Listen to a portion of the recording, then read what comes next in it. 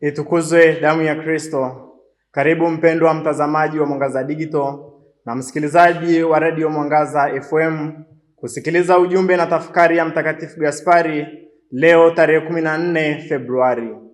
Mtakatifu Gaspari anatuambia, yeye anayetupatia motisha ya kuwa na fadhila atatusaidia kusonga mbele daima katika mastahili yake. Yeye anayetupatia motisha ya kuwa na fadhila atatusaidia kusonga mbele daima katika mastahili yake. Mpendwa, Mungu ndiye muumbaji wa vyote na kila kitu kinaanzia kwake, na tunatumaini kuwa pia vitakamilika katika yeye. Mungu kwa neema na rehema zake ndiye chanzo cha kila wema ndani yetu.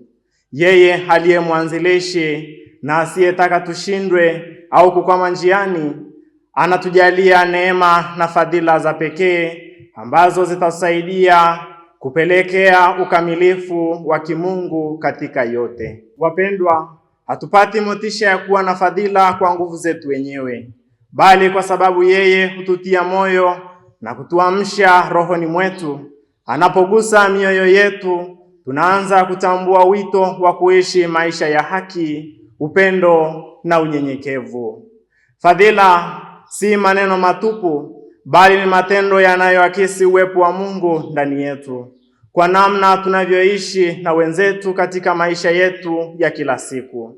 Mtume Paulo anatuambia hivi katika waraka wake wa Mtume Paulo kwa Wagalatia: basi na tusikate tamaa katika kutenda mema, kwa maana kwa wakati wake tutavuna tusipozimia roho. Wagalatia sura ya 6 aya ya 9. Tunapochagua kutenda mema, kusamehe, kusaidia wenye uhitaji, kuwa wanyenyekevu na kuishi katika utii, tunaitikia ule motisha wa kimungu aliyeupanda ndani yetu. Na katika kuitikia huko, Mungu hutuwezesha kusonga mbele hatua kwa hatua katika mapenzi yake.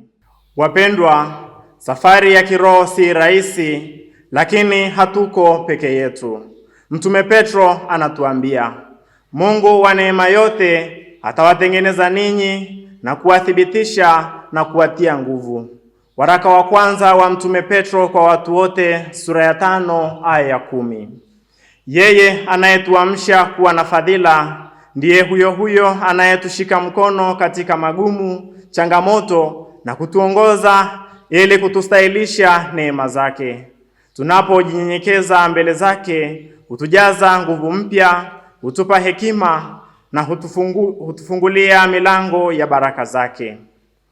Maisha ya kifadhila ni maisha ya matendo mema zaidi, ambayo yatazungumza na kutuelezea zaidi kuliko maneno yetu mengi. Basi ndugu zangu, kama Mtakatifu Gaspari anavyotutia moyo katika ujumbe wake wa leo unaosema, yeye anayetupatia motisha ya kuwa na fadhila atatusaidia kusonga mbele daima katika mastahili yake. Yaani Mungu kamwe hatuachi, yuko pamoja nasi mpaka ukamilifu wa dahari. Na tuendelee kufungua mioyo yetu kwa sauti ya Mungu inayotualika kuwa watu wa maisha ya fadhila.